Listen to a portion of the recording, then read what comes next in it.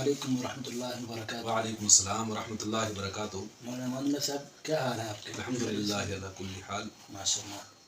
तो आज मेरा आपसे एक सवाल था जो कई दिनों से दिल में खटक रहा था कि जो उलमा इकराम हैं, कुर्रा हजरात हैं, इमाम हजरात हैं, जो इनकी तनख्वाहें वजीफ़ा होता है इनका तकरीबन 10,000, 12,000, 15,000, 20,000, कम से कम ज़्यादा से ज़्यादा 25,000 तक होता है।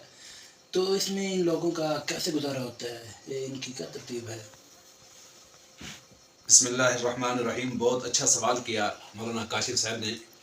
मौजूदा हालात के मुताबिक आपने सवाल किया कि इन औकात के अंदर इस ज़माने में उलमाए किराम के वज़ाइफ़, आइम्मा मसाजिद के वज़ाइफ़, मुदर्रिसीन, मुतअल्लिमीन, कुर्रा हज़रात के जो वज़ाइफ़ हैं, चाहे वो इंतज़ामिया मस्जिद की तरफ से हों, कमेटी मस्जिद की तरफ से हों, या इदारा की तरफ से हों, जामिया की तरफ से हों, वो ज़्यादा से ज़्यादा जो जितना भी तजर्बेकार मुदर्रिस होता है 25,000, ज़्यादा से ज़्यादा 30,000 जो है उसका वजीफ़ा होगा।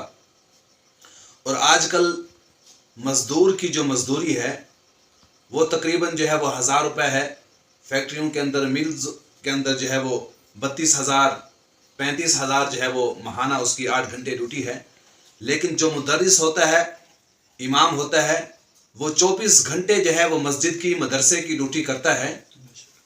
तो दिल खून के आंसू होता है कि जब उनकी तनख्वाहें, उनकी वज़ाइफ़, तनख्वाह तो कोई उनकी नहीं दे सकता, ये तो एक वजीफ़ा है, एक हदिया है, लेकिन उनका वजीफ़ा 25,000 होना, 20,000 होना, और बाज़ देहाती इलाकों के अंदर जो है वो 10,000, 8,000।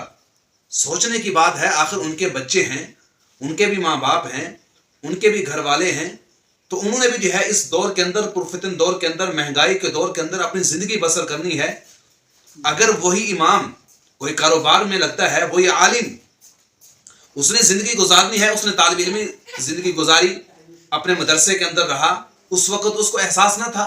लेकिन जब इस अमली ज़िंदगी के अंदर आया और उसने देखा कि भी महंगाई इतनी है, अब 25,000 तो दूर की बात है, 10,000 जब शुरू में उसका वजीफ़ा होगा, 15,000 वजीफ़ा होगा, तो वो कैसे अपने घर को चलाएगा? कारोबार में लगता है तो कहते हैं कि 8 साल जो है तूने तालीमी कोर्स किया है, अब तू फिर कारोबार के अंदर लग गया।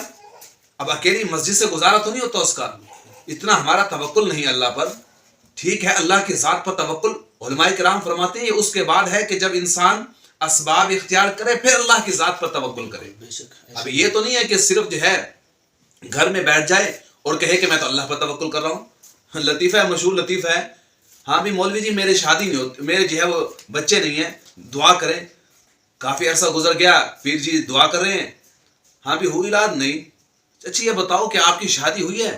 नहीं, शादी तो नहीं हुई। अरे पागल, शादी होगी, असबाब इख्तियार करोगे तो तुम्हारी औलाद होगी। अभी इतने तो हम वली तो नहीं है कि भी छत पाड़ कर अल्लाह तबारक व तआला हमें दे। इतना तो हमारा अल्लाह के साथ ताल्लुक नहीं है ना।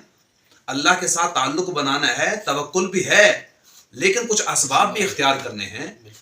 तो इसलिए मैं आइम्मा मसाजिद से मेरी जो अपनी ज़ाती राय है कि अल्लाह के रस्ते के अंदर दीनी मदारिस, दीनी मसाजिद के अंदर भी जो है फी सबीलिल्लाह अल्लाह का काम करें, अल्लाह के दीन का काम करें, और साथ साथ कोई जो है अपना कारोबार के अंदर भी लगे। इसके अंदर ये होगा कि इंसान के दिल के अंदर कोई लालच नहीं होगी दीन के काम से। और दूसरी बात यह है कि हमें इसके अंदर कोई आर महसूस नहीं करनी चाहिए। हमारे जामे खैरुल मदारिस के आप भी जानते हैं कि कितने असातिज़ा किराम ऐसे हैं कि जो अपने कारोबार भी करते हैं, उनके जो है कुतुब खाने हैं, किसी उस्ताद की जो है वो कपड़े के कारोबार के अंदर जो है मशगूलियत है, उनका जो है वो हिस्सा है किसी उस्ताद का किसी चीज़ के अंदर। तो हर उस्ताद, अक्सर उस्ताद जो है जो साहिब हैसियत है, उनके कारोबार हैं। तो इसलिए जो है हमें कारोबार के अंदर, तिजारत के अंदर जो है भी हिस्सा बिटाना चाहिए। और दूसरी अवाम को जो है इस बात में ख्याल रखना चाहिए कि अपने, अगर वो मसाजिद के आइम्मा का, अपने उलमाए किराम का भरपूर ताउन करना चाहते हैं, कर सकते हैं, तो उनको करना चाहिए। मसलन एक इलाके का इमाम है, आलिम है, खतीब है, वहाँ के इलाके वाले उसकी भरपूर जो है खिदमत कर सकते हैं। मसलन उसके सारे घर का जो है ज़रूरियात पूरी कर सकते हैं, तो उसको कहें कि इमाम साहब आपने 24 घंटे जो है वो मस्जिद के अंदर रहना है, आपकी जो भी ज़रूरियात होंगी वो हम पूरी करेंगे। आप सिर्फ हमें जो है 24 घंटे हमें मसाइल बताने के लिए जो है वो मस्जिद के अंदर, मदरसे के अंदर, दफ्तर के अंदर मौजूद रहें। اب پھر وہ امام جو ہے کسی کاروبار میں جاتا ہے پھر اس کی غلطی ہے. ارے بھائی جب آپ دو گے 10,000 اس امام کو، اس مولوی کو، اس عالم کو دو گے آپ 15,000، اب وہ 15,000 میں اپنے بچوں کے لیے دودھ لے، سبزی لے، گھی لے، چینی لے، کیا لے، مکان کا کرایہ دے، کیا کرے ان 15,000 کا؟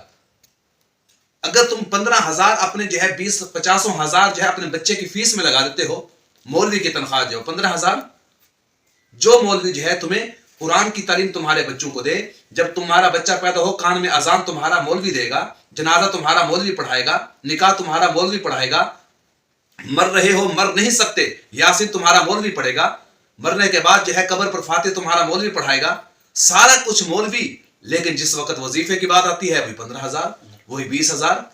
کتنا افسوس ہے. اس سے جو ہے معلوم ہوتا ہے کہ ہمارے دلوں کے اندر علماء کرام کی عزت نہیں. اس کا یہ مطلب نہیں ہے کہ پیسے دے گا تو عزت ہوگی، نہیں، یہ میرا مقصد نہیں. مقصد یہ ہے کہ اگر ان کی عزت ہمارے دل کے اندر ہوتی، قدر ہوتی، تو ہم جو ہے ان کو کاروبار میں جو ہے لگنے کا موقع نہ دیتے. ان کو اماموں کو، ائمہ کو، علماء کرام کو مسجد کی حدود تک محدود رکھتے کہ ابھی مسجد میں رہو، اللہ کے کام کرو، ہمارے جو مسائل ہیں وہ ہمیں متنبع کرو ان کے بارے میں. تو آج کل جو ہے ائمہ کرام کو بھی چاہیے کہ صرف مسجد کی وظائف پر، مدرسے کے وظائف پر اکتفا نہ کرے، اپنے کاروبار کے اندر بھی جو ہے کچھ توجہ دے اگر اللہ نے فرصت دی ہے. ورنہ آہستہ آہستہ، جیسے کہ ہمارے استاد جو ہے آپ کے سامنے ہیں، کتنے استاد جو ہے کاروبار کرتے ہیں، اپنا تعلیمی اوقات کے اندر تعلیم سے وابستہ ہیں اور فارغ اوقات کے اندر جو کاروبار سے وابستہ ہیں. تو اس لیے جو ہے سامعین کو بھی، ناظرین کو بھی، جو بھی ائمہ ہیں، جو بھی جو ہے مدارس کے جو ہے وہ مدرسین ہیں، ان کو بھی چاہیے